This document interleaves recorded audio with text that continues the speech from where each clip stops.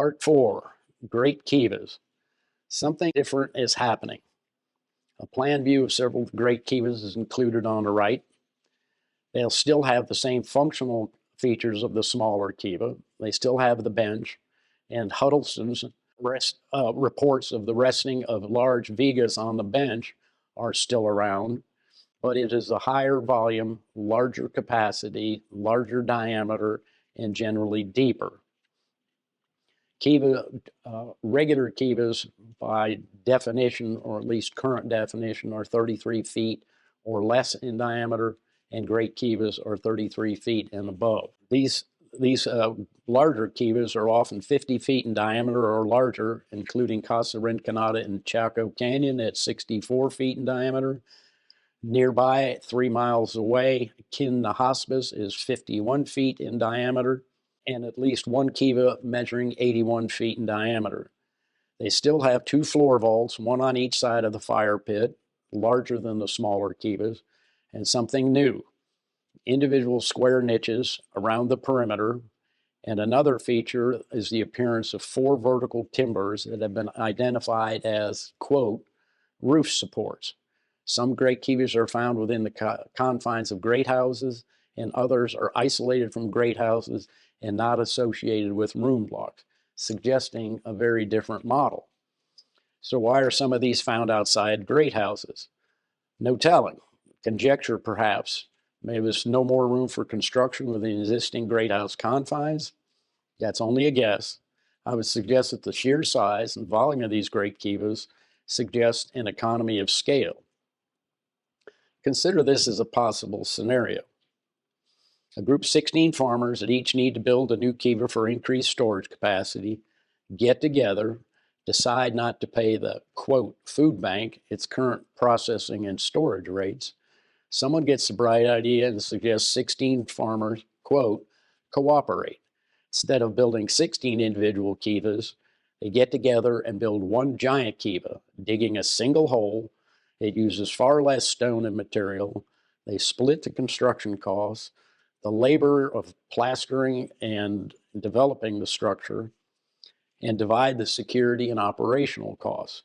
This is an example of economy of scale, and it is the true definition of a farmer's cooperative, if that's what's going on.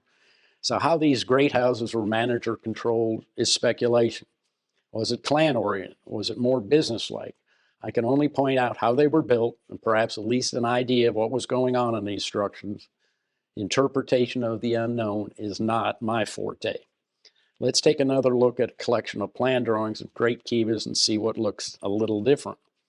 There are 4 massive vertical posts and an associated structure at the base. Let's start here. The timbers, these large timbers range in diameter from 18 to 26 inches in diameter, with an estimated preserved height of 12 feet. Estimates for the reconstructed of the roof at the Great Kiva in Aztec is 85 tons. Civil engineer did the calculations, and that to carry 1/4 of that 85-ton load, a lodgepole pine would have to rest, of a 26-inch diameter, would have to rest on a 4-foot square footing. Now, I'm not saying that that this is not over-designed or overbuilt. It is a possibility, but let's look a little bit closer in a minute on footings. These large timbers have been identified as roof supports, but there is some question whether the great Kivas were actually roofed. These timbers are not your average small diameter used for roofing, floors, or doorways and other great house construction. And we know that 200 to 240,000 timbers were used in the construction of the Chaco great houses and were transported from 75 kilometers and some estimates at 82 kilometers.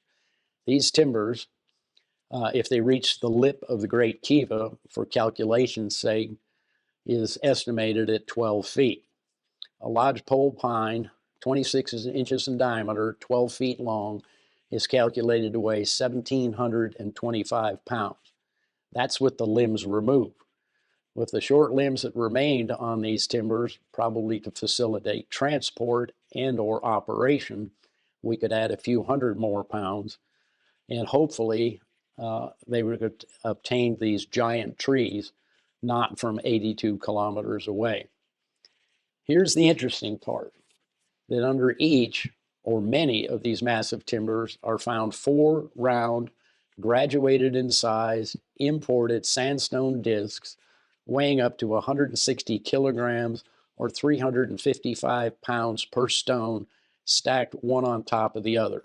That example is from Chetro Kettle, with the largest of these at the bottom and a slightly smaller disc and smaller diameter disc at the top.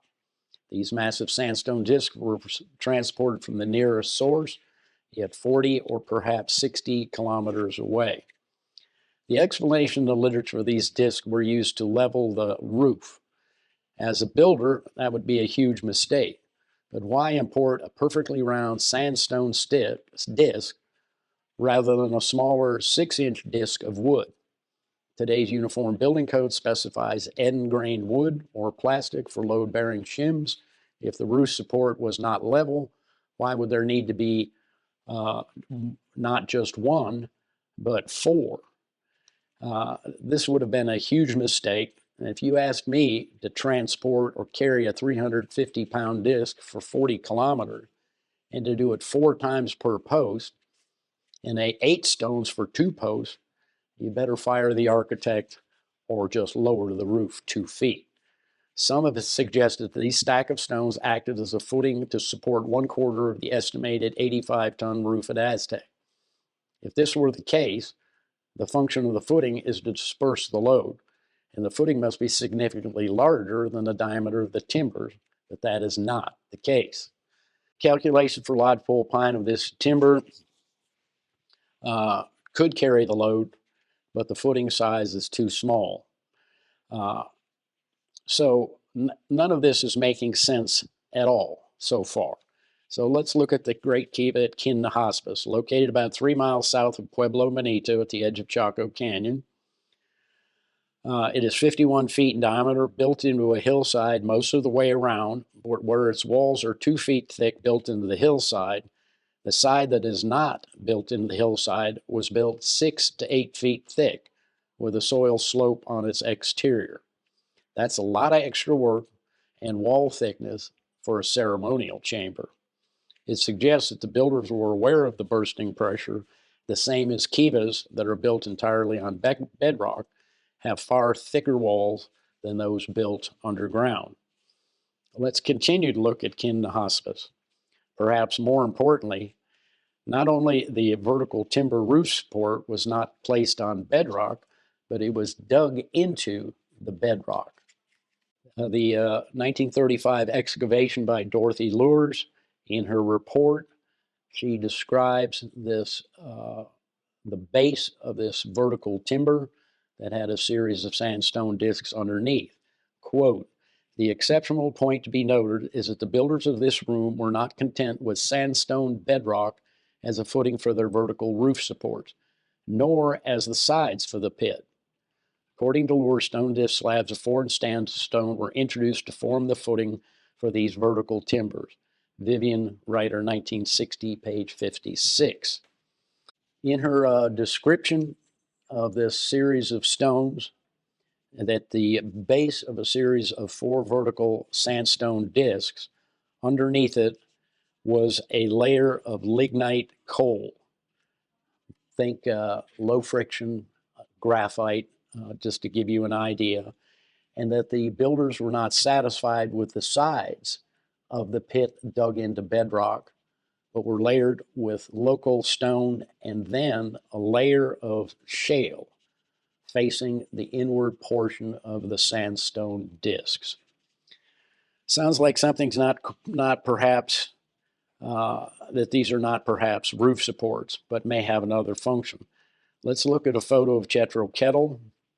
There's a photograph with T.C. Miller pointing to one of the sandstone discs. This is from figure 15, Chetro Kettle 1 and 2, northeast. Seating pit is shown at the uppermost level of Chetro Kettle 1. 4 of the circular stone discs are here, and T.C. Miller points to a circular impression of a vertical timber on the upper disc. So what's going on here with the circular impression? Let's just do a little bit of physics for a moment. So if the coefficient of friction between each of the sandstone discs is the same, coefficient of friction between 0.3 and 0.6, they act as a unit or a single stack of graduated size stones, the largest at the bottom progressing to the top, while the top disc is slightly smaller in diameter.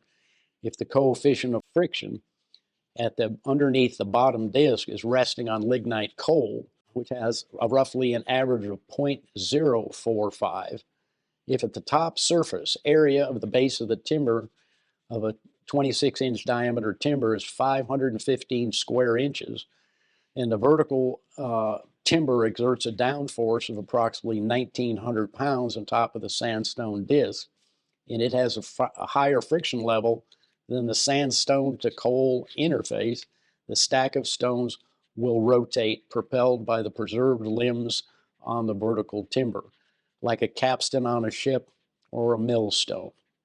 The photo from the early excavation clearly shows a circular depression on the top disc. This is caused when during the rotary action of the assembly, were it to bind against the side of the cylinder, and the friction or binding exceeds the friction at the top disc sandstone, the timber will slip at that upper surface. This acts as a friction clutch and would cause a rotary wear pattern on the upper surface of the sandstone disc. So what is this thing? Let's jump back to 1960s when corn cribs for corn on the cob was replaced by the solid wall corn, quote, bins for kernel corn. This change in architecture was caused by the widespread and affordable cotton picker sheller or corn combine. Let's take a look at an early machine, the portion of the machine that shelled the kernels off the cob. It has two parts, a cylinder, that's a straight-walled circular cylinder, and a, quote, concave, a tapered or graduated in size rotating component. Corn on the cob enters the large size end, and the smaller size corn cobs travel further down until the gap closes, and during rotation, the kernels are stripped from the cob. Let's take that photo, rotate it 90 degrees. Instead of a horizontal axis, we have a vertical axis. Please note, and just for modern day terms, the modern combines these days have a standard toothed cylinder, and on the outside, the concave is hydraulically adjustable. The two parts are slightly reversed. So what's this device doing in the middle of a corn bin? Well, this is an advancement in farming technology. It is eliminating the labor-intensive shelling of corn for a small percentage or of the value per bushel basket, as is done in modern-day America before the widespread use of the corn combine. It's a progression of efficiency and business. The Great Kiva, with its large partition size, is the first truly cooperative facility, not the bank, but more like individually owned safety deposit boxes with niches. It also clearly shows economy and scale and that they are making a value-added product. Let's talk floor vaults. In smaller kivas, there is usually one floor vault, usually located just forward of the deflector and fire pit and slightly off to the side. In great kivas, with their larger size, there's a pair of large floor vaults in the same position, with one on each side of the fire pit, and larger and smaller kiva, and then smaller kiva floor vaults. Several explanations have entered the literature. The first is the vaults may have been used to germinate beans for sacred purposes. First, germinating seeds require sunlight, not possible in the dark confines of a great kiva.